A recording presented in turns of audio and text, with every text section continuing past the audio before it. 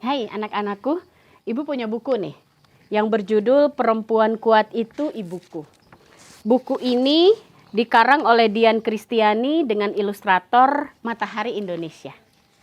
Buku ini berisi seorang Zaki yang bercerita tentang betapa kuat ibunya. Mau tahu seberapa kuat ibunya menurut cerita Zaki? Mau. Baiklah, inilah cerita Zaki tentang ibunya. Kurasa ibuku terbuat dari batu. Ia kuat, namun kadang percikan air membuat lubang padanya. Namaku Zaki. Aku punya 2 orang adik, Hanif dan Faiz. Saat kamu melihat gambar ini, pasti kamu bertanya-tanya, mana ayahku? Ibuku Nani Zulminarni. Ia adalah perempuan kepala keluarga. Masa kecil ibuku ada di Pontianak. Sejak kecil, ibuku sudah jadi pemimpin bagi teman-temannya. Selain itu, ibuku orang yang tangguh. Nani, kulitmu hitam seperti kuali gosong. Kadang ada teman yang mengejeknya. Apakah ibu peduli dengan ejekan itu? Tidak. Ibuku orang yang sayang keluarga. Saat bibinya mengalami kekerasan dalam rumah tangganya, ibuku yang menolongnya. Sejak saat itu, ibuku bertekad untuk bersekolah setinggi mungkin. Selepas SMA, ibu pun merantau meninggalkan kampung halamannya. Ibuku adalah ibu yang asyik. Ia tak pernah melarang kami melakukan ini dan itu. Hanya ada 3 hal yang dilarang keras olehnya, yaitu berbohong, narkoba, dan pergaulan bebas. Ibuku bekerja di Pusat Pengembangan Sumber Daya Wanita. Meski sering bepergian, ibuku memastikan kami aman dan nyaman. Ibuku perempuan kuat, namun bukan berarti ia tak pernah terluka. Luka pertama yang ku tahu adalah ketika ayahku meninggalkan kami semua. Aku dan adik-adikku tidak mengerti apa yang terjadi. Namun ibu meyakinkan kami bahwa semua baik-baik saja. Ayah tetaplah ayah kami. Tidak ada yang berubah. Yang berubah hanyalah ayah, bukan lagi suami ibu. Ibu juga tak pernah melarang ayah mengunjungi kami. Semuanya baik-baik saja bagi kami. Bagaimana dengan ibu? Yang aku tahu, ibu makin kurus dan makin giat bekerja. Saat itu, ibu memutuskan untuk mengundurkan diri dari Pusat Pengembangan Sumber Daya Wanita. Ia lalu mendirikan PK, Pemberdayaan Perempuan Kepala Keluarga. Hari berganti hari, kehidupan kami kembali normal. Ibuku makin aktif. Kata ibu, bertukar cerita dengan perempuan kepala keluarga lain membuat ibu melupakan kesedihannya. Namun, yang paling membuat ibu kuat, ibu punya kalian, anak-anak ibu. Ketika ibu pergi, kami dijaga oleh pengasuh kami. Namun, ada saja orang yang berkomentar buruk. Ibumu kemana? Kok kalian ditinggal-tinggal terus? Ibu kalian mengurusi orang lain, tapi tidak mengurusi anaknya sendiri. Kata ibu, kami tak usah memedulikan komentar mereka. Ibu harus bekerja. Ibu harus mencari nafkah. Kalau ibu tidak bekerja, apa orang-orang itu mau membiayai hidup kami? Aku setuju. Ini hidup kami. Dan kami baik-baik saja kok. Kita adalah kita. Tidak tergantung pada omongan orang lain. Itu yang diajarkan ibuku. Suatu saat, aku melihat wajah ibuku kusut. Aku penasaran. Beberapa orang bilang, bagaimana ibu mau membantu perempuan lain kalau ibu sendiri juga punya masalah? Katanya bersungut-sungut. Aku tersenyum. Aku mengingatkan ibu, bukankah kita tak usah peduli pada omongan orang? Oh iya ya, ibu lupa. Ibu pun tertawa. Lupakan omongan orang, kita adalah kita.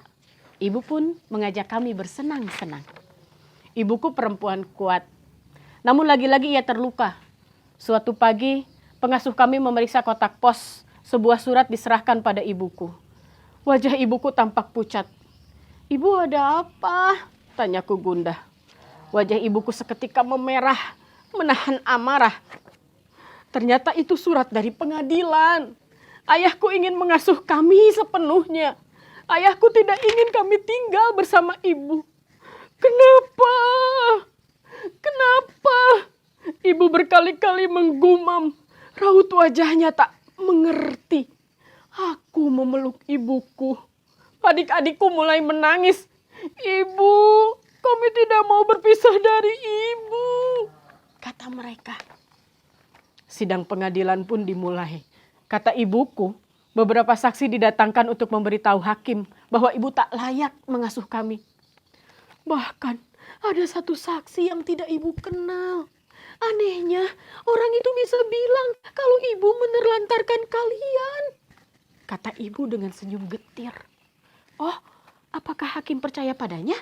Tanyaku cemas. Jangan khawatir, hakim bukanlah orang bodoh. Hakim adalah orang yang adil dan bijaksana. Imbuh ibuku. Ternyata ibu benar. Hakim bukanlah orang yang sembarangan memberi keputusan. Ibuku menang. Kami tetap diasuh ibu. Kami tak akan berpisah dengan ibu. Ibu tetap seperti dulu. Pergi ke sana sini mendampingi para perempuan kepala keluarga di banyak daerah. Kadang kami khawatir, bagaimana kalau pesawat yang ibu naiki jatuh?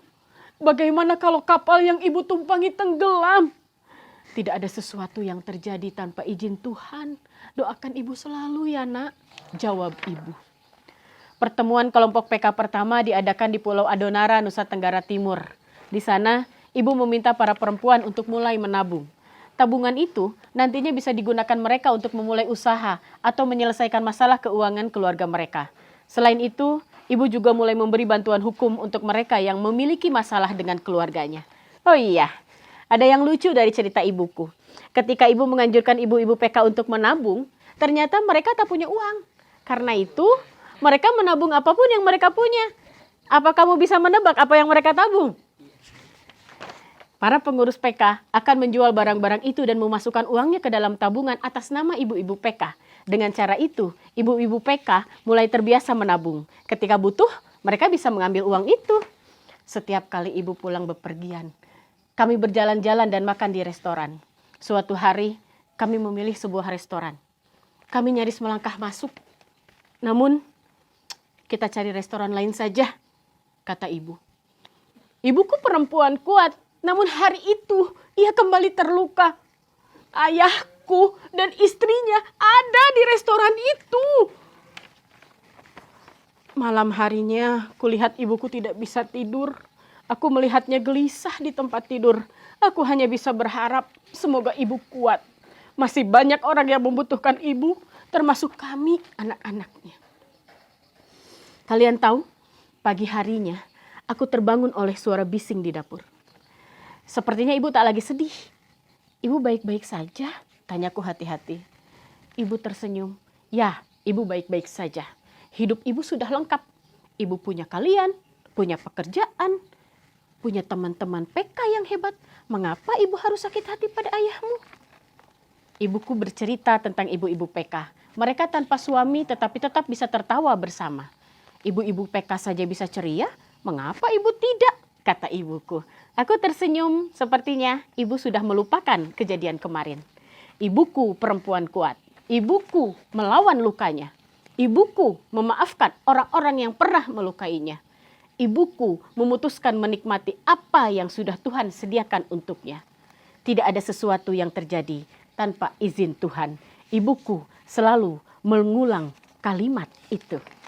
Kami pun bahagia dan bangga memiliki ibu seperti ibuku, Nani Zulminarni. Kalian tahu, terkadang Zaki dapat merasakan luka dan kekhawatirannya. Mengapa ia tetap menganggap ibunya adalah wanita yang kuat? Tahu, karena Ibu Zaki memiliki prinsip. Prinsip Ibu Zaki tersebut bahwasannya kita adalah kita. Nah, dari prinsip tersebut, ibu selalu mengubah kesedihan dengan senyuman.